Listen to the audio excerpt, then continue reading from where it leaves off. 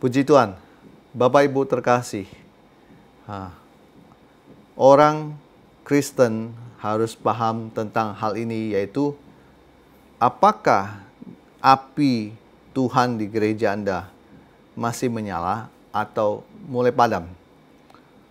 Bapak Ibu terkasih, kalau api gereja Anda mulai padam itu bisa Anda lihat dari kegiatan-kegiatan di gereja Anda. Katakan pertama, di kegiatan anak muda di gereja. Apakah masih ada ibadah anak muda terus menyala-nyala dan sebagainya. Dan kemudian bagaimana dengan praise worship di gereja Anda? Apakah makin on fire, makin berapi-api buat Tuhan, atau sudah mulai melempem?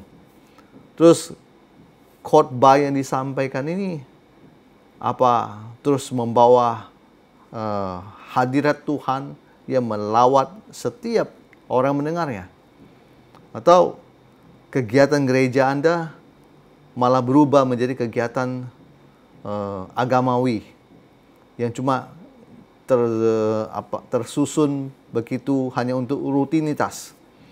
Bapak Ibu terkasih, saya mau berkata, gereja yang sudah kehilangan api Tuhan, dia ini cuma bicara firman, tetapi firman itu tidak ada kuasa. Firman itu cuma hanya biasa-biasa saja, ya seperti kayak kata-kata biasa. Kita ini butuh Tuhan, butuh apinya dari Tuhan. Saya mau bilang hanya Roh Kudus yang bisa membuat kita ini apinya terus berkobar-kobar. Makanya kalau saya memperhatikan sebuah gereja, kalau gerejanya ini cuma hanya bicara firman-firman tapi tidak pernah mengakui Roh Kudus dan mau mengikuti kegerakannya, maka gerejanya itu nggak lain cuma gereja-gereja biasa saja yang tidak dipenuhi dengan kuasa. Nah, Roh Kudus ini kalau ketika dia hadir, dia melawat gereja tersebut, saya bisa melihat itu ada api Tuhan yang menyala di situ. Nah, Bapak Ibu terkasih, gini, ketika api di gerejamu mulai padam, saya mau berkata, hanya Roh Kudus yang bisa membuatnya bangkit dan berkobar kembali. Nah, ini yang kedua, begini, ketika Anda merasa api di dalam dirimu padam, Bapak Ibu terkasih, jangan membatasi Tuhan bekerja saat Ia melawat di daerah Anda. Jangan menutup pintu buat para penginjil, siapapun yang membawa revival masuk ke gerejamu dan daerahmu dengan alasan klasik, hati-hati dengan pengajar sesat. Nah, yang berikutnya begini. Ketiga, kecenderungan merasa diri lebih hebat daripada orang lain membuat kita sombong rohani. Satu sisi kita tidak tahu kita sudah tertinggal. Nah, ini alasan ketiga bisa membuat api itu mulai padam. Nah, yang berikut yang keempat gini. Jika kerohanian di kota Anda mulai semakin redup, ini ada tugas dan panggilan Anda untuk menyelamatkan kota itu. Harap diingat, bukan tugas pendeta atau pengurus di gereja. Anda orang Kristen yang ada di kota itu ikut merasakan kemunduran dan kemerosotan yang terjadi. Saya teringat dengan firman Tuhan di Kisah Para Rasul pasal 4 ayat ke-24 sampai dengan 31. Singkat cerita, ini semua bercerita tentang mereka berdoa pada Tuhan untuk minta supaya kekuatan Tuhan menghampiri mereka, karena banyak penganiayaan dan sebagainya. Dan saya bisa melihat harusnya mereka ketika menghadapi itu, api mereka itu surut. Artinya mereka tidak berani.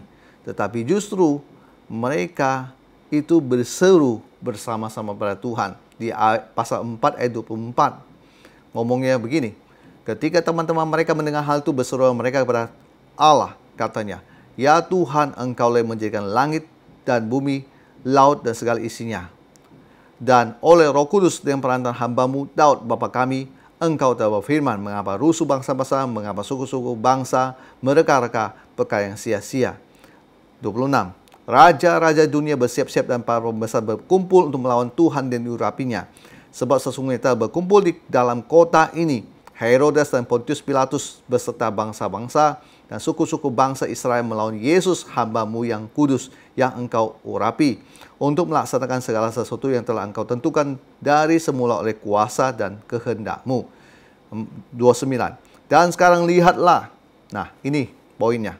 Dan sekarang ya Tuhan, lihatlah bagaimana mereka mengancam kami dan berikan kepada hamba-Mu keberanian untuk memberikan firman. Jadi satu sisi mereka tuh diancam. Tetapi saya salut sama mereka, apinya mereka ini seharusnya padam karena diancam, karena dalam tekanan, karena dalam kondisi terdesak, karena mereka mungkin minoritas. Ya memang mereka minoritas. Tapi saya melihat mereka menaikkan doa ini di pasal 4, Kisah Para Rasul pasal 4 ayat 9 dan 30. Dia melakukan sesuatu menembus batas. Dia ngomong gini, ulurkan tanganmu untuk menyembuhkan orang dan adakan tanda-tanda dan mujizat-mujizat oleh nama Yesus, hamba-Mu yang kudus. Ketika dalam tekanan, seharusnya api mereka itu padam. Seharusnya mereka itu tidak punya api lagi. Tapi justru mereka datang sama Tuhan, mereka mengutarakan bagaimana kondisi mereka yang terdesak, terancam ini, dan minta kepada Tuhan memberikan kuasa untuk menyembuhkan orang, tanda-tanda dan mujizat-mujizat oleh nama Yesus, hamba-Mu yang kudus, dikatakan di sini. Pasal 4 ayat 31 dikatakan gini, dan ketika mereka sedang berdoa, goyanglah tempat mereka berkumpul itu, dan mereka semua penuh dengan Roh Kudus. Lalu mereka memberitakan firman Allah yang berani. Dan inilah salah satu alasan kenapa saya tadi berkata bahwa orang gereja-gereja yang cuma mengandalkan firman tanpa Roh Kudus, mereka kalau dalam kondisi begini, mereka pasti akan kabur dan mereka apinya pasti padam. Kalau mereka punya Roh Kudus, mereka akan punya kekuatan untuk mereka tetap kuat dan memberitakan firman. Apinya itu tetap ada.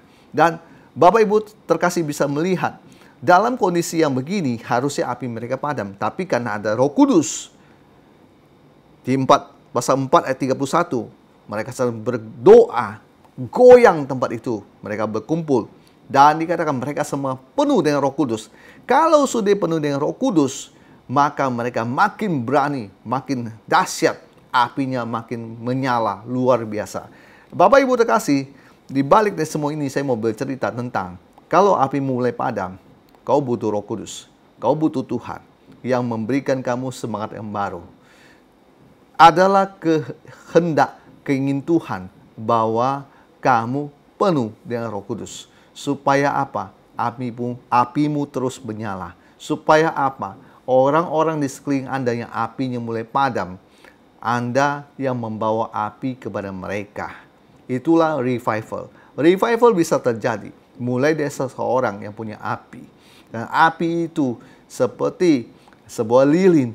Dia menyalakan lilin-lilin yang lain yang sudah padam apinya. Bapak Ibu terkasih, sering melihat momen itu pada saat malam Natal ataupun pada saat Natal. Dan saya mau berkata, Bapak Ibu terkasih, Andalah yang membawa api itu dari Tuhan untuk dibagikan pada orang-orang yang sudah tidak percaya lagi pada Tuhan, sudah menjauh dari Tuhan, yang sudah tidak ke gereja lagi. Andalah yang harusnya membawa api itu pada mereka, supaya mereka yang dulu berkobar-kobar bagi Tuhan sekarang redup. Tetapi ketika mereka ketemu dengan Anda, mereka kembali lagi berkobar-kobar. Tuhan mau kita ini membawa api Tuhan.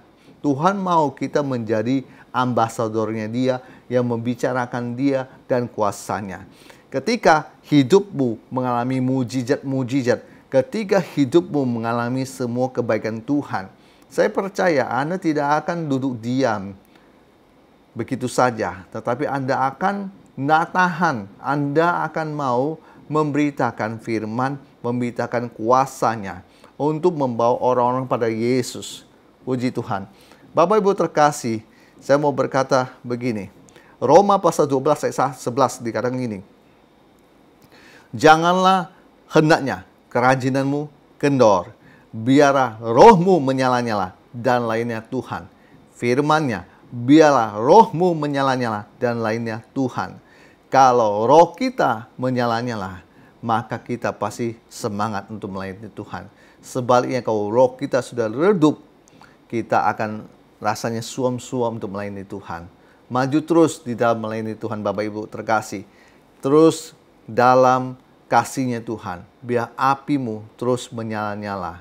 Dan bawalah api Anda itu untuk orang-orang lain, supaya orang-orang di sekitar Anda menemukan kasih Tuhan dan kuasa-Nya. Hidup mereka diperbaharui oleh Tuhan. Tuhan Yesus kiranya memberkati kita semua. Haleluya. Puji Tuhan. Amin.